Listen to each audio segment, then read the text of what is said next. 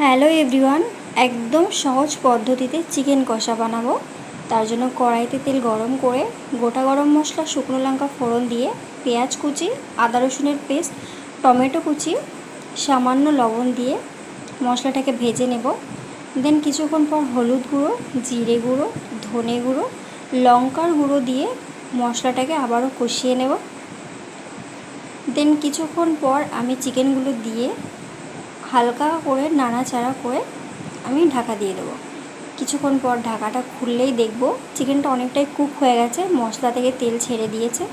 দেন গ্রেভির জন্য জল দিয়ে উপর দিয়ে চিকেন কারি মশলা দিয়ে কিছুক্ষণ ফুটিয়ে নামালেই রেডি।